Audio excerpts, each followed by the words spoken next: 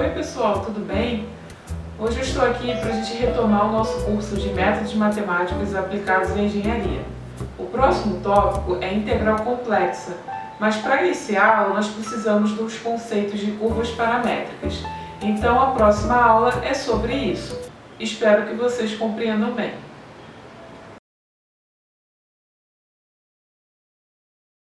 Uma curva paramétrica pode ser definida da seguinte forma.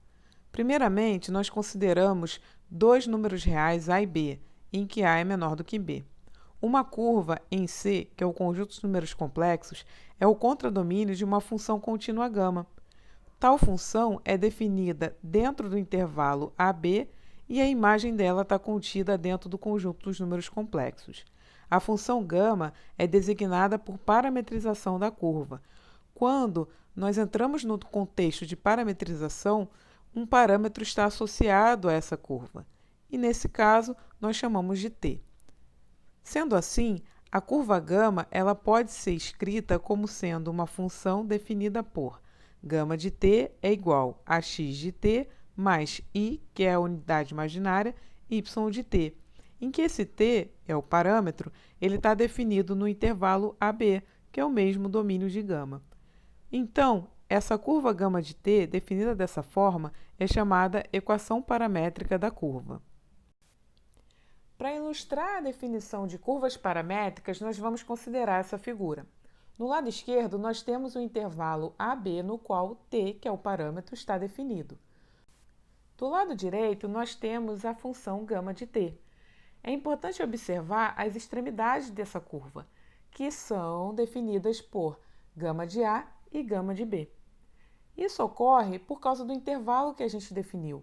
Como o intervalo do parâmetro varia de A até B, se eu aplico a função γ no extremo A, eu obtenho γ de A. Se eu aplico γ no extremo B, eu obtenho o valor γ de B, que são os valores que coincidem com os extremos da curva γ de t. Dado um valor arbitrário dentro do intervalo AB, t0, nós conseguimos encontrar um valor γ de t0, que está sobre essa curva γ de t.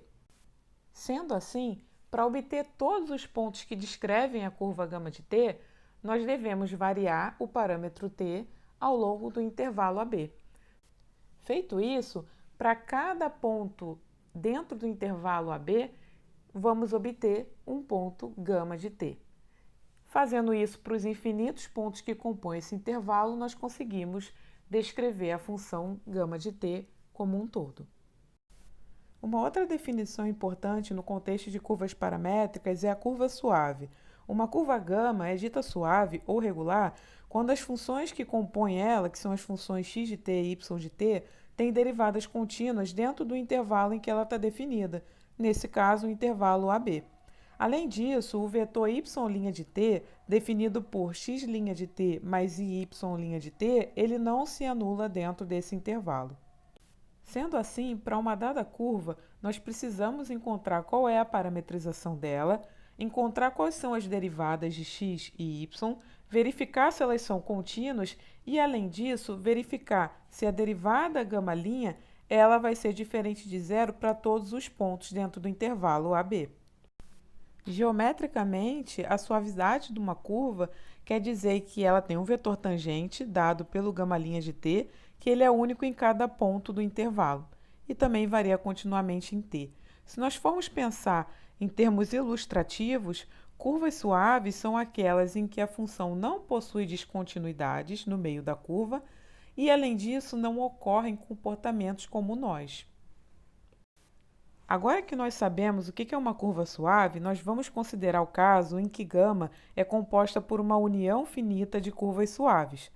Então, se γ1, γ2, γ3 até γn são curvas suaves, de forma que, quando nós façamos a união delas, a γ resultante seja conectada, então essa curva γ ela também é dita suave, mais ainda, ela é dita seccionalmente suave. Para ilustrar a função γ como sendo uma união de curvas suaves, nós temos aqui a γ1, a γ2 e a γ3. Quando nós conectamos essas três curvas, a função resultante γ ela é dita seccionalmente suave, porque nós temos seções em que cada seção é composta por uma função suave. Vejamos então um exemplo de curva paramétrica suave aqui. Temos gama de t definida como x de t mais y de t, que é a definição da curva paramétrica. T está variando dentro do intervalo de -1 a 2. Temos que x de t é t e y de t é igual a t ao quadrado. Então vamos lá. Nós temos que y é igual a t ao quadrado. Então, se substituirmos o x, que é igual a t, no y, obtemos y igual a x ao quadrado. Essa função, ela representa uma parábola em termos do plano x, y. Dessa forma, se nós escrevermos gama da forma x mais y de t, nós obtemos o seguinte: gama de t vai ser igual a x de t, que é t, mais y de t, que é t ao quadrado i. Derivando gama, obtemos a derivada de t é 1 mais 2t i. Vejamos só que as funções 1 e 2t, elas são as derivadas de x e y, que são contínuas dentro desse intervalo definido em t. Além disso, essa derivada ela é diferente de zero em todo o intervalo que t está definido, que no caso é de -1 a 2. Não existe nenhum valor de t dentro desse intervalo para o qual essa função γ' é nula. Então, nós podemos concluir que a função γ de t ela é suave dentro desse intervalo. Visualizando esse problema, então, nós temos aqui do lado esquerdo o intervalo que vai de -1 a 2. Quando nós aplicamos a função γ, o gráfico, a curva obtida, é essa parábola, que vai variar de -1 a 2, porque é o intervalo em que t está variando. Então, nesse caso, como o x é igual a t, então em x vai ter a mesma variação do intervalo t. Então, variando de t de -1 a 2, nós desenhamos esse arco aí da parábola. Um outro exemplo que nós podemos aplicar para diversas situações é a circunferência com centro no ponto complexo Z0, que é definido por x0 mais y0i, e de raio r. Essa circunferência ela pode ser parametrizada considerando que a função x de t é definida por x0 mais r cosseno t e y de t é igual a y0 mais r seno t. Sendo assim, escrevendo a função γ de t, nós temos que γ de t é igual a x0 mais r cosseno t, que é a sua parte real, mais i, que multiplica y0 mais r seno t, que é a parte imaginária dessa função. O t ele varia de 0 a 2π, porque nesse caso nós temos uma circunferência completa.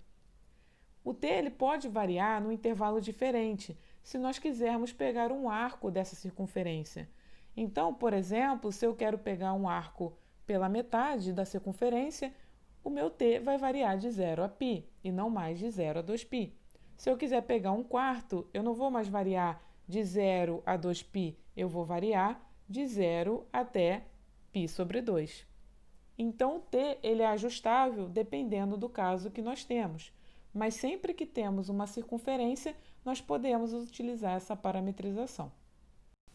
Para ilustrar a parametrização da circunferência, temos aqui, para uma circunferência completa, que vai de 0 a 2π, nós temos um intervalo em que t está variando, que nesse caso é de 0 a 2π. Quando aplicamos a função γ nesse intervalo t, nós obtemos uma circunferência, desde que γ seja definido como x0 mais r cosseno t mais i y0 r seno t. Uma outra parametrização importante é a da reta ou segmento de reta. Nós sabemos da geometria euclidiana que em dois pontos quaisquer passa apenas uma reta. Sendo assim, se nós queremos parametrizar uma reta, nós precisamos de dois pontos. Vamos considerar aqui Z0 e Z1. Então, uma parametrização para uma reta é dada por γ de t é igual a Z0 mais t, que multiplica Z1 menos Z0. O t vai sempre variar de 0 até 1. Lembrando que esse é um tipo de parametrização de reta ou segmento de reta, e nós podemos sempre utilizar ele. Uma outra forma de entender essa parametrização é descrevendo em termos de x de t e y de t.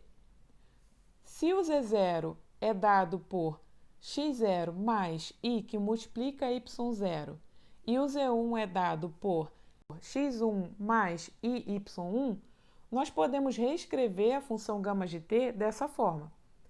z0, que é x0 mais iy0, mais t, que multiplica o z1, que é x1 mais iy1, menos o z0, que é x0 mais iy0. Feito isso, nós obtemos a seguinte equação. Gama t vai ser definido por x de t e y de t, em que x de t é dado por x0 mais t, que multiplica x1 menos x0, mais i, que multiplica o y de t, que nesse caso vai ser y0 mais t, que multiplica y1 menos y0. É importante comentar que essas duas parametrizações elas são equivalentes. Então, nós devemos saber relacionar elas duas. Tanto é possível utilizar Z0 e Z1 para a obtenção dessa parametrização, quanto identificarmos x0 e y0 para que seja possível escrever dessa forma. O importante aqui é que, utilizando essa parametrização, o t sempre vai variar de 0 até 1. Nem sempre é simples encontrar a parametrização de uma curva, mas em alguns casos realmente é. Para isso, nós vamos definir a parametrização natural, que tem esse nome justamente porque é uma forma intuitiva de encontrar a parametrização de uma função que se encontra no plano xy, de uma curva. Sendo assim, se C é uma curva no plano xy referente a uma função dada por y igual a f de x, então nós definimos uma parametrização natural de C por gama de t é igual a t, f de t. O que isso quer dizer na prática? Que o x vai ser sempre o t e o y vai ser obtido quando nós substituirmos esse valor x igual a t na função y igual a f de x. Para ilustrar a parametrização natural, vamos resolver esse exercício, no qual nós precisamos parametrizar uma curva que é definida por uma função y igual a x ao cubo. Nós podemos observar que essa função se encontra na mesma forma da definição de parametrização natural, ou seja, y é igual a uma função que depende de x. O x está variando de menos 3 a 3. Então, definindo x igual a t, assim como na parametrização natural, nós substituímos o t no lugar do x na função y. Então, obtemos y é igual a t, que é o x, elevado ao cubo. Dessa forma, o x e o y são funções de t. Podemos, então, escrever gama de t em função de x e y, ou seja, t mais i t ao cubo. O x está variando de menos 3 a 3. Como o x é igual a t, então nós podemos afirmar aqui que o t também vai variar nesse intervalo. T vai variar o intervalo de menos 3 a 3. Então, finalizando o exercício, a parametrização gama de t ela vai variar de menos 3 a 3 em t. O último conceito da nossa aula de hoje vai ser a definição de orientação da curva. Uma curva C qualquer, que pode ser parametrizada por uma função gama, ela tem orientação ou sentido. Por definição, essa orientação ela é dada de gama de A para gama de B. Nesse contexto, temos as seguintes considerações. A primeira delas é que quando o gama de A coincide com gama de B, a curva é fechada. Ou seja, o mesmo ponto de início da curva, que é o gama de A, é o ponto de finalização da curva, que é o gama de B, e eles coincidem. O exemplo mais simples de curva fechada é uma circunferência, como a gente definiu na parametrização. No geral, quando nós dizemos que a orientação de uma curva é positiva, ela é dada no sentido anti-horário. Dado dois pontos T1 e T2 dentro do intervalo aberto AB, se gama de T1 é diferente de gama de T2 sempre que T1 é diferente de T2, então dizemos que gama é uma curva simples. Uma curva simples e fechada é chamada ainda de curva de Jordan. Uma curva simples pode ser entendida como uma curva suave. Não há descontinuidades e também não há estrutura como nós. Não há cruzamentos dessa curva com ela mesma. Essa curva gama sendo simples e fechada, chamamos de curva de Jordan. A circunferência também é um exemplo de curva de Jordan.